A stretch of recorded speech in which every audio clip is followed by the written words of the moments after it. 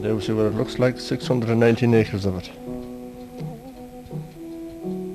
And there's Cairn House and the Cairn Monument and the infant's burial ground.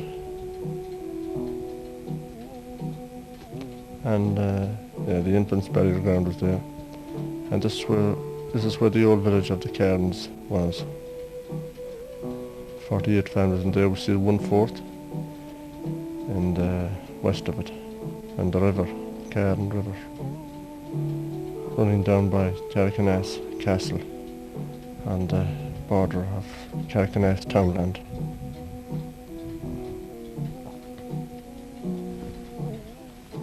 And this is the Ballycastle Road.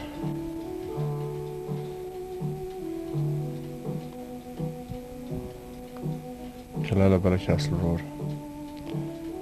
And on the left there we see, well, no, this is the boundary where the boundary starts, this fence here, and on the left there, on our right, is the townland of Cairn.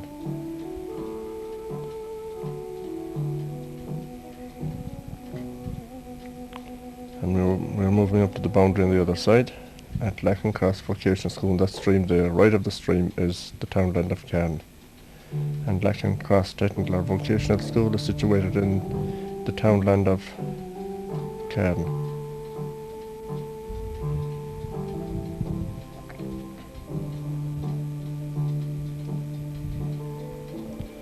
And Cairn, the hill of Cairn there, is over 100 feet that we're looking at now, over 100 feet over sea level. And the highest, there's the Cairn Monument. And this is the west of the townland.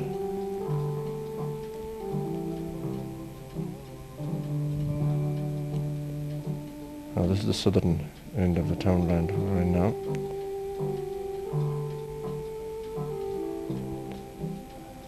Boggy soil on the right there. And one of the few horses, I'd say, that are left now in the townland. One time there were many. Now there are few.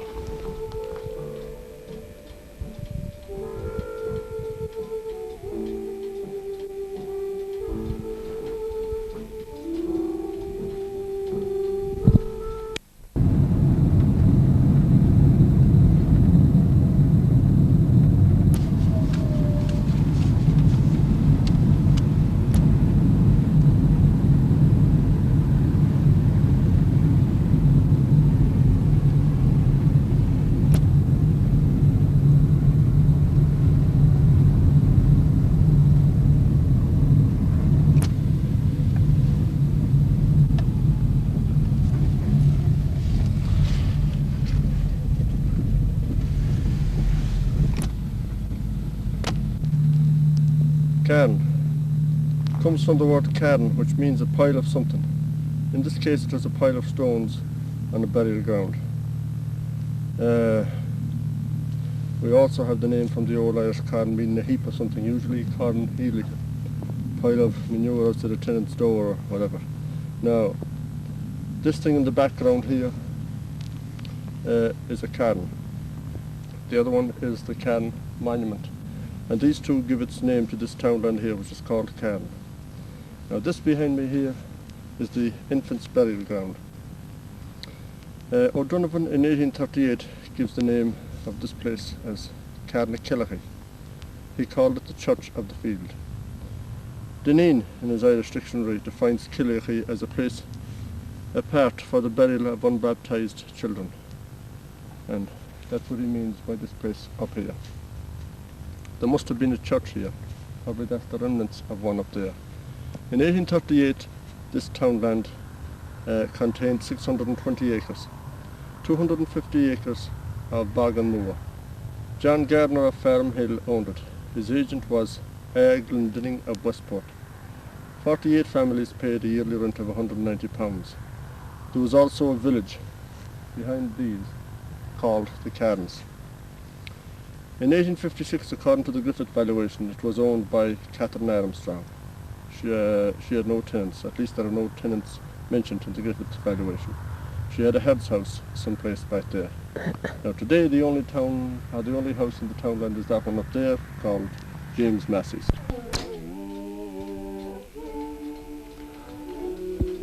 This ruins up here, which I referred to a moment ago as the remains of an old church, is in fact the lime kiln. Maybe before then it was the ruins of an old church which O'Donovan refers to as Cairn, the church of the field, but from its shape now I'm told it was a lime kiln.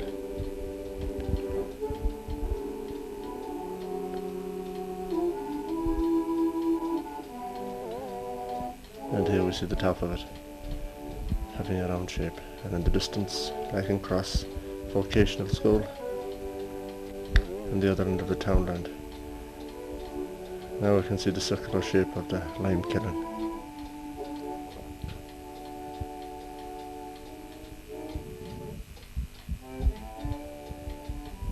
And this is the mound on the hill of Cairn, and the distance the monument of Cairn, or the Cairn monument. And this is the monument of Cairn. In the background here is what's known as the monument of Cairn, or Leacht and Carn, the flag of the pile. There's a cross on the top of it, a stone cross, and it has an inscription like this here. Now the cross is 18 inches long and the arms 14 inches wide. Though the stone itself is cut in the form of a cross, there are lines cut on into it to form another cross. Now, the monument, or the cairn itself, or the mound itself, is 111 feet in length and 87 feet wide. Now, historians differ on this, but this could have been the place where the ancient kings of Tirali and this side of the Moy were crowned here, rather than Mullahoran, because further back in the next townland is Beluce, where the inaugurating trees or the ceremonial games were performed during the crowning or after the crowning. This may have been the mound here where the kings of Carn were crowned, rather than the Mullahoran mound at Killala. Back here in this Carn, in the burial ground,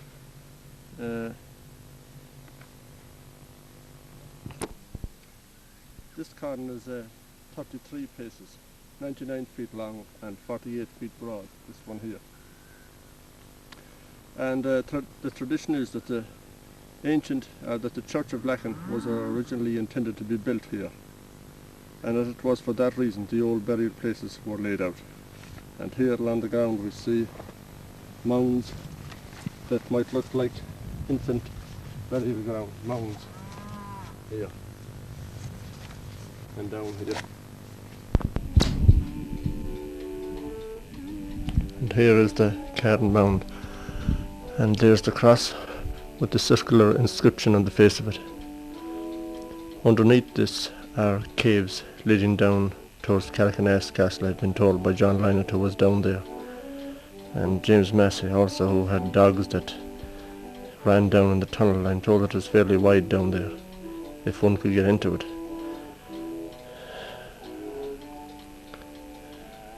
And here's where some irresponsible Tarzan made an attempt to go down to these caves recently and left it in a bad condition after he had finished. The entrance was always narrow, 2 feet wide by 2 feet high, and then when you get inside it was fairly wide. A man could stand up and walk way down the tunnel.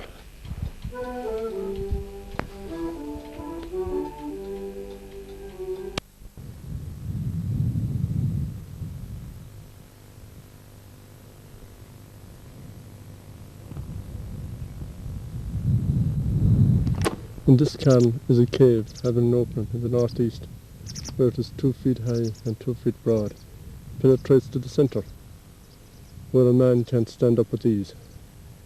Now, John Lynott has been in this years ago. Down here is Lacken Cross Technical School, the far end of the boundary, southern end of the boundary. And there's a stream there by that fence, or hedge, going away up there to the right. It marks the boundary of the townland of Cairn. Way up there where the stream is.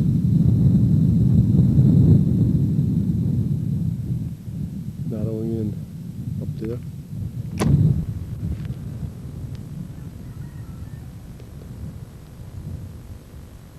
All the way up there. Then it comes way down to the right. Nearly around here is the house of James Massey in the trees. Somewhere over here was the old village of Carn before 1838.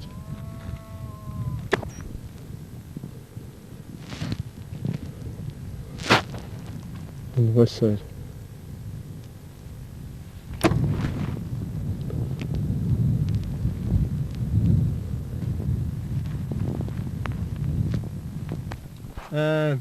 Back here was the old village of the Cairns. Yes, that was the old village back there, yes.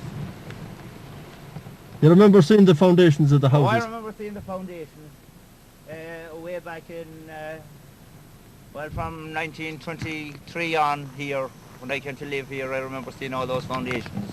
Yeah. And the land project came in then, and bulldozed all the foundations away. Yeah. And just right through the middle of the sheep there, the road started here and it was right away back, and there's some of it away back there yet. Yeah. And on the both sides of the road was all these little buildings, like a two-room small building. Yeah. And the foundations were there until 1960 when the land project came in and bulldozed them all away and drained a bit of the ground and all that. Yeah. Yeah. And away back then, all the ridges of the little plots of potatoes are all there yet to be seen. Yeah. Yeah. And they're all mounted up just the same as Oh, the ancient, time they were there. ancient times. Is that all right? Oh, indeed.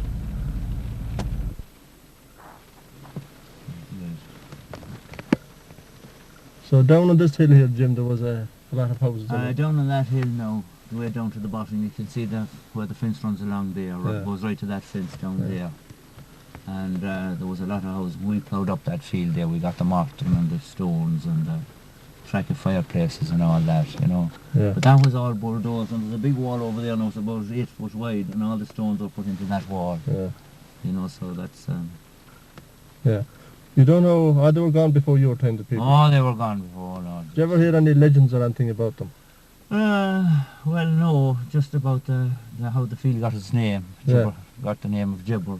That the people that lived here, you see, they were always afraid of the other people. This was the main road to Ballycastle long ago. Yeah. And they were always afraid when people were coming along, you see, that from the market that had any money or anything, that the Gibber or these fellas that pounce out on them and take the money off them. And there was some trouble out in Gibraltar at the time, and they christened the field Gibraltar, and that's how it worked out, you see, and that's how it got its name, Gibraltar. Yeah. Yeah. See, it was the main road from... That's the main road now. It went out and down over there, you see, Paddy Joe Barrett's, Yeah. and it went out at Gallagher's. Oh, yeah. From Ballycastle From to Killala. Ballycastle to Killala, and across the Palmerstone River. Yeah. Yeah. See, there was no bridge. Yeah. There was a lot of roads at that time, you know, and there was all legends about that those roads were built on a plate of stirabout, and you know, by right they were called those roads at that time. They're supposed to be the stirabout roads. Yeah, I heard about that, all right. I heard about yeah, that, all right. They were built on a plate of stirabout Yeah. and pay. Yeah. Oh, that was the pay, was it? That was the pay. Must be famine times. Oh, must be famine Must times. be famine yeah, times. famine Yeah. times. That fence over there is your boundary. Just Donogho's outside the house there, you see. Yeah. Goes away back to the right. Goes away back to the right. It's this side of Donogho's house, isn't it? This side of Donogho's house, near that fence. And That's the boundary that's to the the boundary down south, there now. more or less. That wall. And it goes up here to the right. Up there to the right. That house there in the bushes you were talking about. That's the only... Oh, straight down here in this flat was Straight right round about, yeah. a village of houses here. Village of houses on that flat there. Yeah. And you say some foundations can be. Some foundations can be identified yet. Yeah. And on the top of the hill there was an ancient. There was a fort. There was nothing significant about it, only that it was a big mound of clay, but it was very well laid out, as regards its shape and the building of it. Oh, probably some powerful family had it built there in earlier times. Probably, yeah. Living on cattle and whatever. But the land project levelled all those houses out too, and took the stones out for building gaps and walls and cattle passes and all those things. Yeah. Another ancient fort on the hill there. Yeah, settlement. another ancient fort. And this was the one where you found the coins. That's where we found the coins. Yeah. Copper coins, were they? They were copper coins, and they were very large. They were as large now as an old half crown. Yeah. No name on this fort. No name on that fort that I ever heard of. Yeah. Down there towards that palm tree too is also the site of Carrickinass Castle. That's it, yeah. Yeah. Hidden. I'll get from here roughly. It's between the pole, and you can see the end of the wood, the small wood back there. Yeah. Just at the end of that, outside, the other side of it now. That's where the Carns came from. Came from. The blacksmiths. The blacksmiths. That are now in Fohan. Yeah. Can I start off? Yeah. Down in that house there now, a family of Commons has lived there. Yeah. That away back in the 1920s they left it. Yeah. Immigrated up as far as Carrickeen, up Oh, there. yeah. Yeah. So there's a wife of one of them living up there yet. Yeah. So that's all. Well, we saw that old fort down the field there on the right hand side, and you were talking about some coins. That's right. Yeah. Yeah. What were they like? They were copper, and they were big. They were big. They were just like as big as a half crown. Yeah. And of course it wasn't easy. You couldn't identify anything on them at that time. Yeah. But there was a man named Johnny Irwin who was working with the council. Yeah. And he showed me two of them. So I don't know what they ever became of them. Probably a lot more than that, and they were right. That was a long time ago, was it? That was way back in 1928. Yeah. Yeah. Yeah. You don't know when you came here, do you? Or Joe? Yeah. November 1923. you came here, Yeah, here. and you weren't too far away, I think, when you came here. Around 3 miles. Yeah. 3 miles away. Ray, was it? Courthill. Courthill. Place. Yeah. Courthill. That wasn't the true name of Courthill now, because the true name was Rathnaduffy. Yeah. But Courthill got its name there for in the olden days. That's where the held the court on the, the criminals and the people that wouldn't be behaving themselves. Yeah. And then they were hung back in Gallas Hill. That's how it got its name. Yeah, Courthill. Like that's what it's handed down to us. Yeah, the legend of Courthill. Yeah. I suppose your father and your grandfather you had talking about this, was it? Oh, yeah, my grandfather, my father talking about it. Yeah. Your father's name was it George Massey? George Massey. And then the grandfather was James, was it? No, Bob Massey. Bob Massey. I was looking through some valuations there around 1871, and I saw a James Massey in Ray. That wouldn't be any one of you, would it? Well, it must be, but I don't know how the Radway came into it. There was a we had a farm in, but it was adjoining this village of Radway. Yeah, maybe that was it. You know. Maybe that was it. So it might have been part of Radway at that time, So, do you think your great-grandfather was over there in Courthill? My grandfather was in Courthill, yeah. Yeah. My great-grandfather, I don't know where my great-grandfather lived. Yeah. He owned 3 farms. Yeah. Yeah. Way back in the 60s, 70s. When you came in here now, was it this the original house, or did you? Well, this part of it was here now. This part of it was here, but it has been renovated a couple of times. Yeah. Oh, you didn't have any new buildings to it? Just the porch outside. Yeah. Yeah. Yeah. I suppose this house here would have been built by Catherine Armstrong, was it? Oh, she was here in 1856. 1856. Must be. Yeah. Was there anybody here before you came into it? Like, was it vacant, or how was it? Or? No, it Well, you see, an uncle of mine lived here. Oh, okay. He got married away back in 1988 or something. He got this farm and his father got put in. Yeah.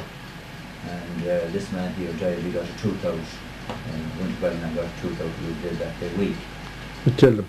He was only 46. Same thing did away with Michael Davitt, you know, that Yeah, land yeah. man, yeah. Some kind of infection And, or something from it. His wife had 2 daughters and a son. So the son was doing veterinary at the time, and he sold out and they went to Edinburgh. Oh, yeah. So the son of his practices in England.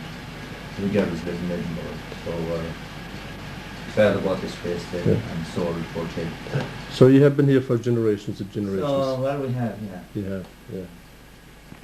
It's under the tunnels or the cave, as they call it. It's under the Cairn monument over there, isn't it? It's one of the Cairn monuments. Yeah. Right.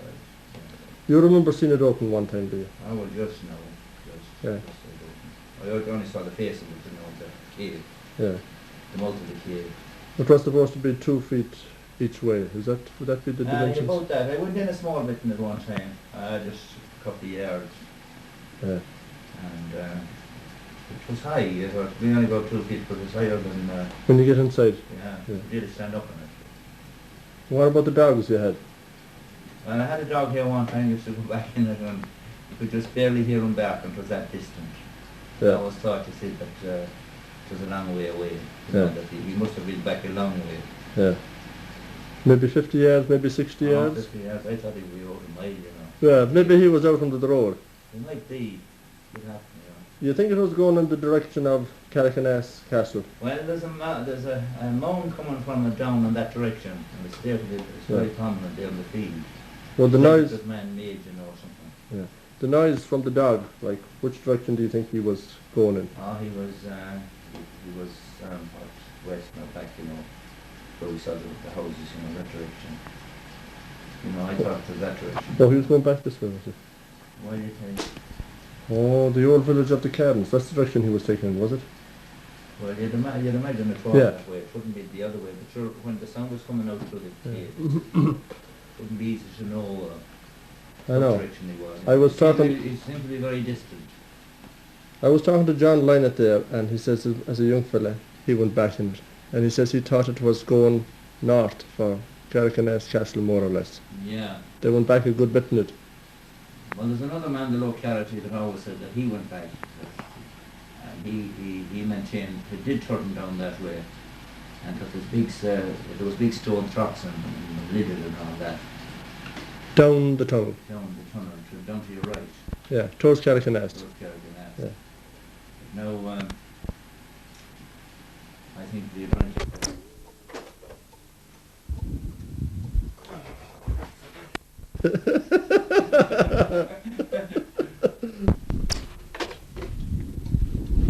Carricknass